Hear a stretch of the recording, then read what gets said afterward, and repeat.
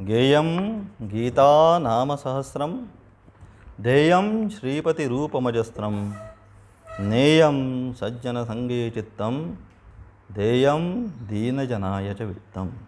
की साधना मनुष्याने आपल्या जीवनामध्ये करत असताना त्या साधनेमध्ये प्रामुख्याने आपण काय केलं पाहिजे त्या आचार्यांनी पुन्हा पुन्हा सांगितलं आपल्याला. की गीतेचं चिंतन, परमेश्वराचं असणारं स्मरण आणि विशेषतः असणारा संतांचा असणारा संग, ह्या तीन गोष्टी प्रामुख्याने साधकाच्या जीवनामध्ये असेल तर काय होणार आहे, तर निश्चितपणे तो काय होणार आहे, हे जन्म मरणरूपी जे चक्र आहे या जन्म मरणरूपी चक्रामधून तो निश्चितपणे काय होणार आहे, बाहेर पडणार आहे. अथवा ज्याच्यासाठी कशासाठी आपण हे सगळं करतोय की ती आत्यंतिक दुःख निवृत्ती आणि निरतिशय आनंदाची प्राप्ती. मग तो निरतिशय जो आनंद आहे, तो निरतिशय आनंद कुठे आहे, तो निरतिशय आनंद संतांच्या संगतीमध्ये, गीतेच्या अध्ययनामध्ये, परमेश्वराचं श्रवण मनन चिंतनामध्ये तो निरतिशय आनंद आहे. आणि जे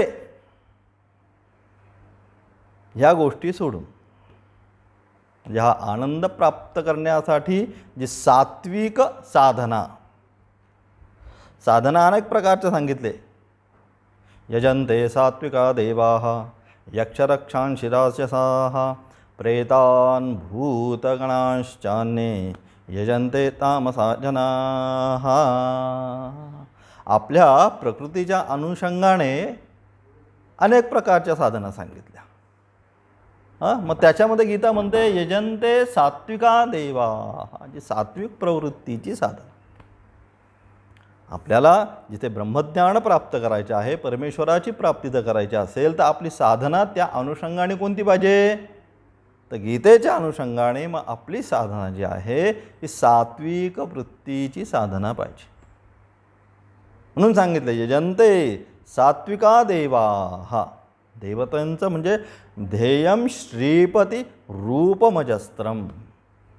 त्या श्रीपती, त्या नारायणाची, त्या विष्णूची असणारी सेवा, त्याची अर्चना, त्याचं पुन्हा पुन्हा स्मरण, त्याचं नामस्मरण, त्याचं चिंतन,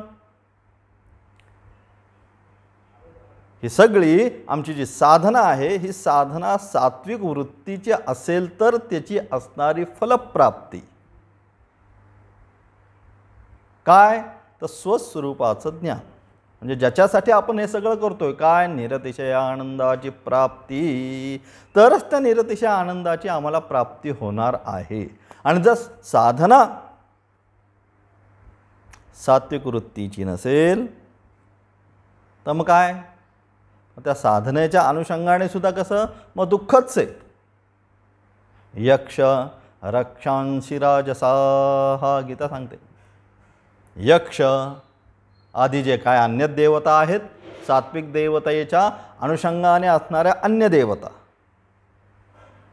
त्या देवतांची जे पूजन करतात म्हणजे शीघ्र त्याचं फल प्राप्त व्हावं म्हणून अनेक प्रकारच्या साधना सांगितल्यात.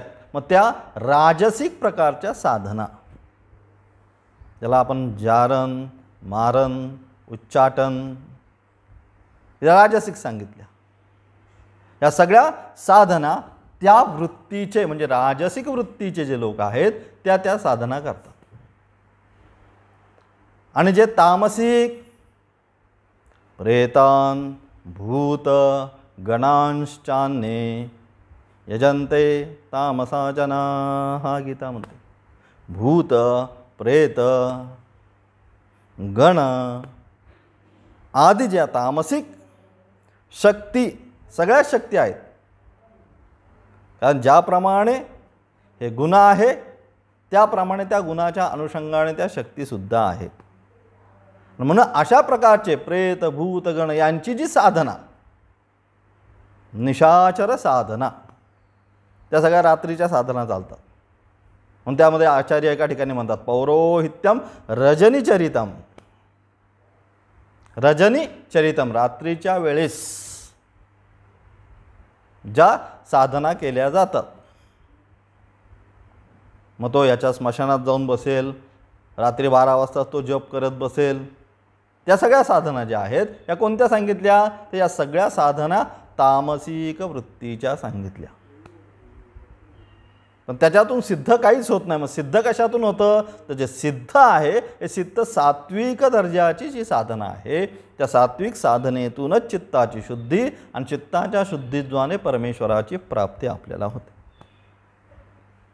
आणि अशा प्रकारे हा साधनेचा असणारा क्रम आचार्य सांगतात. आणि हा सोडून म्हणजे काय काय अशा आहेत की साधना नको आणि काहीच नको, लौकिक व्यवहारामध्ये केवळ खाओ पिओ मजा करो. काल आपण पाहत होतो काय? आहार, निद्रा, भय, मैथुनंच,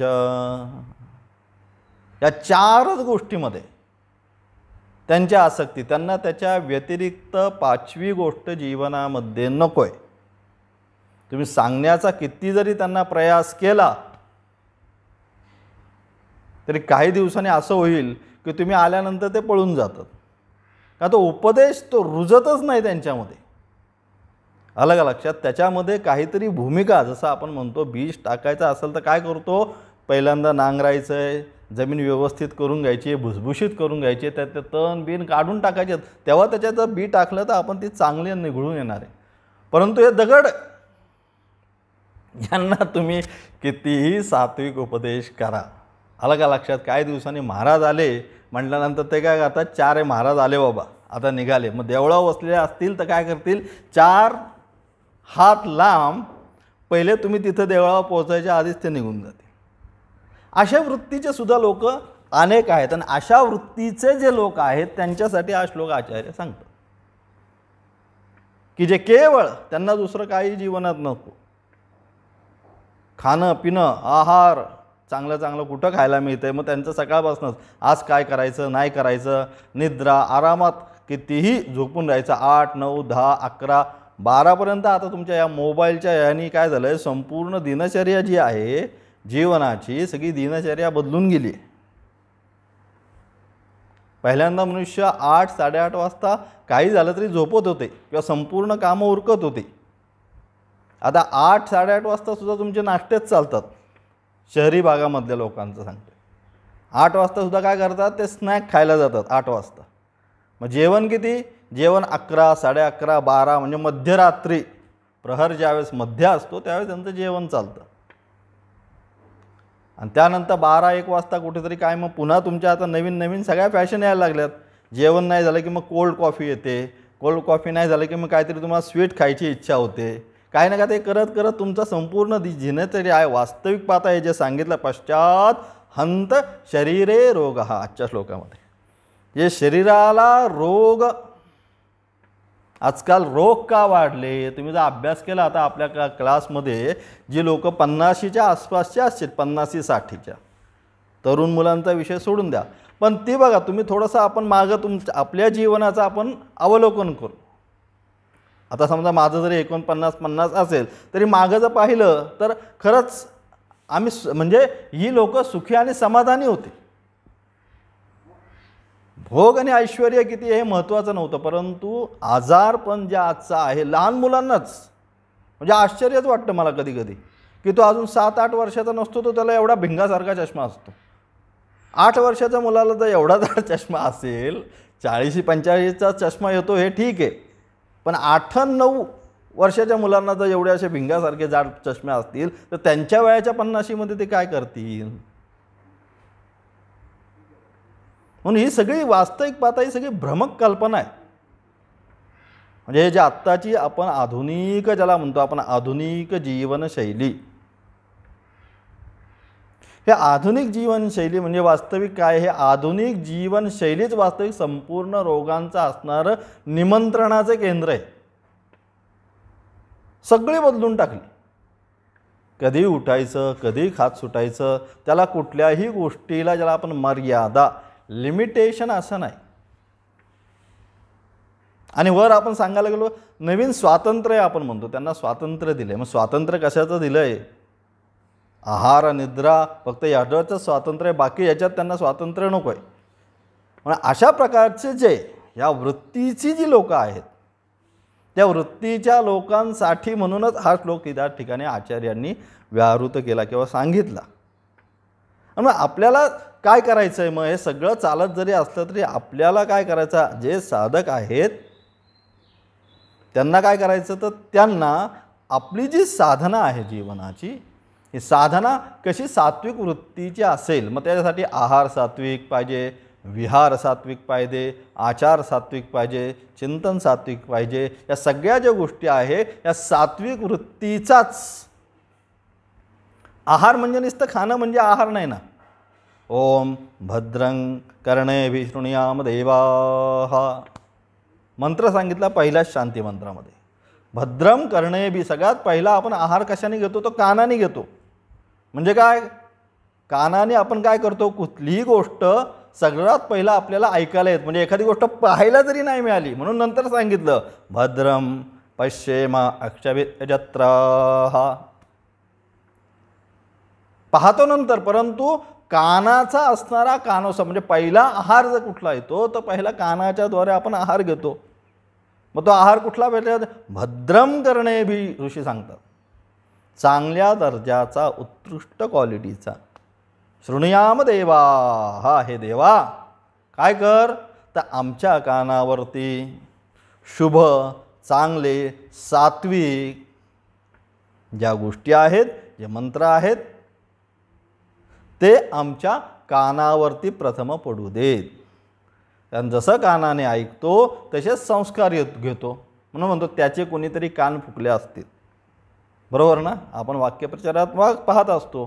तर काय म्हणतो? आत्तापर्यंत त्याची माझी फार चांगली मैत्री होती, पण गेल्या काही दिवसापासून, महिन्यापासून, 2 महिन्यापासून थोडंसं त्याच्या मनामध्ये माझ्याबद्दल काहीतरी वाईट दिसतंय.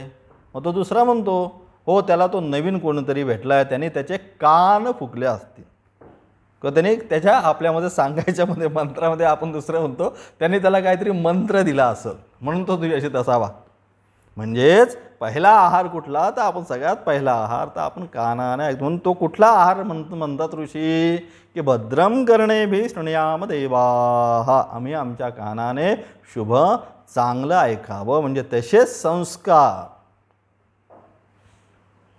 ज्या आहेत त्या आमच्या अंतःकरणावर पडत जातील. दुसरा संस्कार सांगितला मग भद्रम पश्येमा, जे आम्ही काय पाहू ते सुद्धा कसं पाहू? शुभच पाहू. म्हणजे ऐकणं आणि पाहणं हे 2 आहार जर आपले शुभ असतील, चांगले असतील, सात्विक असतील तर काय होणार आहे? तरच मग आमची वृत्ती जी आहे ती वृत्ती शुभ आणि सात्विक होणार आहे. आणि याच्यामध्ये बिघाड झाला की तुम्हाला मागच्या कालच मी म्हणत होतो काय, की सकाळी 6 आणि 7 वाजल्यापासूनच टी व्ही जर चालू झाला तर काय होणार आहे? पहिलाच आहार बिघडणार आहे. उठल्याबरोबर समोर काय दिसणार आहे? तो त्याच बातम्या. इकडं आता बातम्यामध्ये दुसरं काहीच नाही. यांनी चोर, लूट, दरोडेखोर, विटंबना एवढंच फक्त, त्याच्या व्यतिरिक्त काही नाही. त्यांना त्यांचा TRP काय म्हणतात तुम्ही वाढवायचा असतो, तर तेवढ्यात त्याच्यापेक्षा चांगल्या बातम्या तुम्ही आता बघा. टी व्ही लावून एक हे घ्या, वही घेऊन बघा, त्याच्यामध्ये तुम्ही लावा किती चांगल्या त्या सगळ्या ज्या काय म्हणतात 50 बातम्या, 50 अर्धशतक बातम्याचं अर्धशतक, बरोबर. त्याच्यामध्ये काय करा तुम्ही ती प्रत्येक अशी टिक मार्क करा, अशी ती बातमी कोणत्या याच्यामध्ये येते बघा. सगळ्या बातम्या याच अशुभच. याची धडक झाली, याने याचे पैसे चोरले, यांनी ATM फोडलं, यांनी त्याचा विनयभंग केला, त्याच्या व्यतिरिक्त बातम्याच नसतात. मग आपले हे दोन्हीही आहार जे आहेत हे दोन्ही आहार आपण काय करतोय? या TV आणि या मोबाईलच्या माध्यमातून हे दोन्हीही आहार आपण बिघडवण्याचा प्रयत्न करतो, पाहणं आणि ऐकणं. आणि मग ते दोन्ही आहार बिघडले की काय होतं? मग आपलं सुद्धा काय चित्त जे सकाळी सात्विक भावामध्ये पाहिजे. म्हणून आत्ता सांगितलं की जे 40 आणि 50 वर्षापूर्वी होते त्यांनी बघा एकच चॅनल असाय, म्हणजे एकच TV लागायचा आणि टी व्हीला असे भरमसाठ नव्हते. आमचा एकच चॅनल असायचा, दूरदर्शन. त्या दूरदर्शनला 40-50 वर्षापूर्वीची गोष्ट सांगतो मी, बरोबर. त्या दूरदर्शनला शनिवारी मराठी चित्रपट असायचा आणि रविवारी हिंदी चित्रपट असायचा. तो पण काय असे दिवसभर नाही, तो पण संध्याकाळी असायचा. 5-5:30ला लागायचा, 8-8:30ला तो संपायचा. बातम्या तेवढ्याच काय 15 मिनटं सांगतील, तेवढ्याच आजच्या ठळक बातम्या. त्याच्या व्यतिरिक्त काही नव्हतं. आला कळा. सकाळी तर टी व्ही चालूच नसायचा. त्यामुळे कसं होतं, त्यामुळे ते वातावरणसुद्धा जे होतं, हे वातावरणसुद्धा अतिशय छान असायचं. शहरामधलं सुद्धा वातावरण, तर आम्ही सदाशिव पेठेमध्ये राहिलेलो आहे, की सकाळचं जे वातावरण असायचं ना, हे अतिशय सुंदर असायचं 40-50 वर्षापूर्वी. संध्याकाळी 8-8:30 जर वाजले तर आम्हाला घरातून जर रस्त्यावर यायचं तर आम्हाला भीती वाटायची. ही मी कुठलं सांगतोय तुम्हाला, सदाशिव पेठेतला जो मुख्य एरिया आहे, ज्ञानप्रबोधिनीच्या आसपासचा जो एरिया आता सगळा गजबजलेला आहे, तुमचं त्या मोबाईल शॉपी वगैरे झालं, तिथल्या एरियाचं मी विश्लेषण करतो. अतिशय शांत असायचं. वाड्याची असणारी संस्कृती, प्रत्येक वाड्यामध्ये 4-5 कुटुंब, त्याच्या व्यतिरिक्त कोणी नाही. एकही 2 व्हीलर आमच्या रस्त्याला त्यावेळेस नसायची. म्हणजे असं इतकं शांत असायचं. पण आता आम्ही काय केलं, हे सगळ्या ज्या पद्धती आहेत, या सगळ्या पद्धती हे काय भोग आणि ऐश्वर्य, त्याच्यामुळे आम्ही बदलत गेलो. आणि याचा परिणाम काय झाला, पश्चात हंत शरीरे रोगः आचार्य म्हणतात. या सगळ्यांनी बदललेल्या या संस्कृतीने आमचं काय झालं, तर या सगळ्या बदललेल्या संस्कृतीने आम्ही काय करून घेतलं, तर शरीराला दुःखालयम अशाश्वतम करून टाकलं. गीता म्हणते त्याप्रमाणे. आणि काय, रोगाचं असणारं घर बनवून टाकलं. का, ते सगळं आम्ही बदलत गेलो. आणि म्हणून आचार्य म्हणतात, सुखत क्रियते रामा भोगः पश्चात हंत शरीरे रोगः यद्यपि लोके मरणं शरणं तदपि न मुंचति पापाचरणं. की मरतील, आचार्य म्हणतील, अलग लक्षात, परंतु काय, न मुंचती पापाचरणम.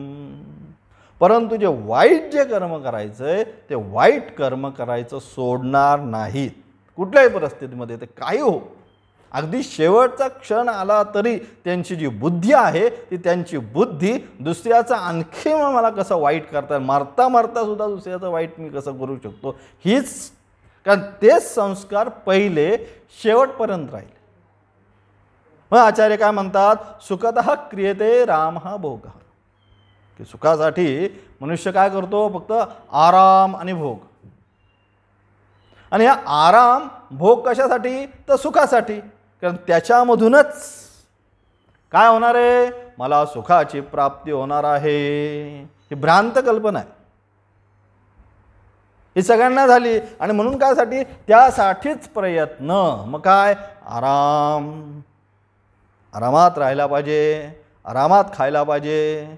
परंतु हे सगळं जे आहे याने काय होतंय, या आराम आणि भोगाने काय होतंय, पश्चात हंत शरीरे रोगः.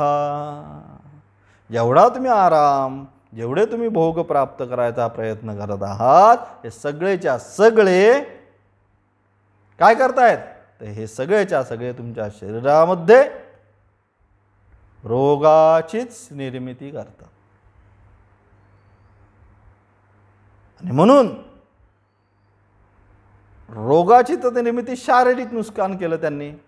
आणि त्याचबरोबर तुमची चित्त, आध्यात्मिक शक्ती, बुद्धी यांचासुद्धा त्यातनं विकास ते साधत नाही. म्हणून गीता म्हणते, भोगैश्वर्य प्रसक्तानाम तया अपहृत चेतसाम सांगितलं गीतेने, की जे भोग आणि ऐश्वर्यामध्ये आसक्त झालेले आहेत आणि त्यांनी काय झालंय, तर त्यांची बुद्धी अपहृत चेतसाम नष्ट झालेली आहे.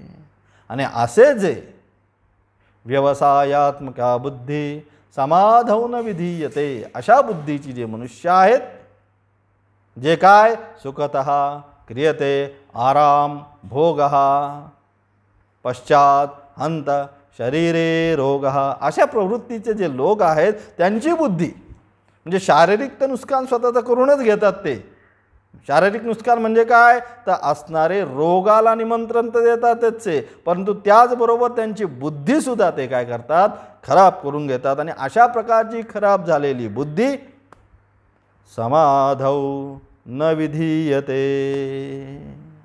जे शारीरिक मानसिक दोन्हीही प्रकारचं समाधौ न विधीयते म्हणजे त्यांची बुद्धी पारमार्थिक तत्व ग्रहण करण्याच्या योग्यतेची राहत नाही. आणि म्हणून मनुष्य सुखासाठी जीवनात काय काय करेल हे सांगता येत नाही. आणि सुखाची प्राप्ती तृष्णा, सुख प्राप्त करायचं, सुख प्राप्त करायचं, ही प्राप्तीची तृष्णा त्या मनुष्याला कधी स्वस्थसुद्धा ती बसून देत नाही. कधी असा निमूट शांत बसलाय असं दिसतच नाही. कायम ज्याला आपण अगदी शुद्ध मराठीमध्ये म्हणायचं तर कायम वसवस. त्याला कधी असं शांत तो कधी असा बसलेला आपण पाहतच नाही. आज सकाळपासून रात्रीपर्यंत नुसती वसवस वसवस, दुसरं काहीच नाही. कशासाठी, त्याला वाटतं त्या सुखासाठी. सुख कशामध्ये, तर या पैशामध्ये, या बाकीच्या सगळ्या संपत्तीमध्ये. पण ते प्राप्त काय झालं की पुन्हा वसवस. आणि म्हणून तो त्याच्यामध्ये कधीच स्वस्थ बसू शकत नाही. आणि हा सुख मला या भोवाने, त्याला काय दुसरी कन्सेप्ट त्याच्या मनामध्ये काय होईल, हे सुख मला कशातून प्राप्त होईल, ते सुख मला हे भोग आणि ऐश्वर जेवढे जास्त तेवढं मला सुख जास्त, ही त्याची काय झालेली असती कन्सेप्ट. आणि त्यामुळे तो क्षणिक आनंद प्राप्त व्हावा म्हणून त्या क्षणिक आनंदाच्या मागे तो काय करतो, पुन्हा पुन्हा पुन्हा पुन्हा धावत असतो. जसं मागं काय सांगितलं, कस्तुरी मृग, त्याचं उदाहरण अतिशय उत्तम, की आहे कुठं त्याच्यापाशीच, पण फिरतोय कुठं, सगळ्या जंगलामधून, सगळ्या वाळवंटामधून. दमछाक होते, परंतु प्राप्त होतं आहे का, प्राप्त होत नाही. आणि त्यामध्येच काय, शेवटी येऊन तसाच बसतो आणि तडफडून तडफडून गतप्राण होतो. तसं आहे की जे भोग आणि ऐश्वर्यामुळेच मला आनंद प्राप्त होईल, त्यानेच मला आनंद प्राप्त होईल, ही कन्सेप्ट आम्हाला काय करते, स्वस्थ बसू देत नाही. आणि म्हणून काय, तो त्याच्याच मागे फिरत फिरत फिरत फिरत फिरत हे अनेक प्रकारचे रोग शरीराला प्राप्त करून घेतो. आणि रोगाचं मूल कारण काय, तर रोगाचं मूल कारण म्हणजे अति प्रमाणात पदार्थांचं असणारं सेवन, प्रमाणापेक्षा जास्त खाणं, प्रमाणापेक्षा जास्त झोपणं. कुठलीही गोष्ट प्रमाणापेक्षा ज्यावेळेस जास्त करायला जाऊ, तीच गोष्ट तुम्हाला रोग करून देणारी आहे. आणि म्हणून गीतेने सांगितलं युक्ताहार विहार असतं प्रमाणामध्ये. मग सर्वत्र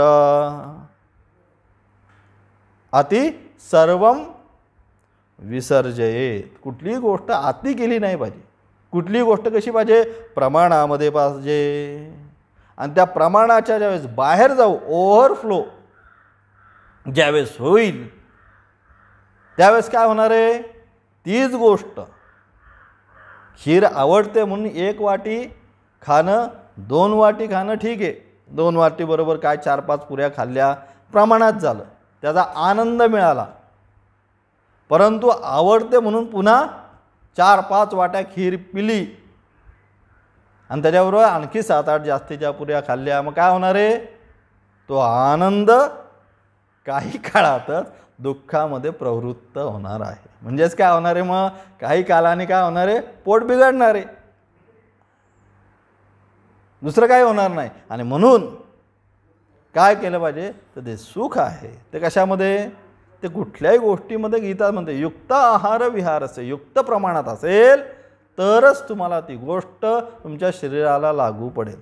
त्याच्यापेक्षा जास्त केली तर निश्चितपणे काय करणार आहे, ती पश्चात हंत शरीरे रोग, ती गोष्ट तुम्हाला काय करणार आहे, निश्चितपणे तुम्हाला रोगालाच आमंत्रण देणार आहे. आणि म्हणून अशा प्रकारे लोकांची असणारी वृत्ती काय, भोग आणि ऐश्वर्य प्राप्त करणं, भोग ऐश्वर्य प्राप्त करणं, वृत्ती काय होते, यद्यपि लोके मरणम शरणम. की ते वृत्ती, ते संस्कार एवढे अंतःकरणात दृढ होतात की ते त्यांना काय होतं, शेवटच्या अवस्थेमध्ये सुद्धा ते संस्कार त्यांचे सुटत नाही. आणि म्हणून मग तदपि न मुंचती पापाचरणम. आणि म्हणून त्या संस्कारासाठी काय मूलभूत पहिल्यांदा आलो काय की सुखासाठी काय करतात, अनेक विविध नाना प्रकारचं ते काय करतात, अनेक याला लूट त्याला लूट, हे कर ते कर, तेच संस्कार घेऊन घेऊन घेऊन म्हणजे पापापासूनच पापाचेच असणारे जे संस्कार आहेत हे पापाचे संस्कार अंतःकरणावर घेऊन आणि मग ते काय झाले, ते दृढ झाले अंतःकरणावर. आणि एकदा ते संस्कार अंतःकरणावर दृढ झाले मग काय करणार आहे, ते बदलता येणार आहे का, नाही. मग कोणते संस्कार दृढ केले, पापाचरणम,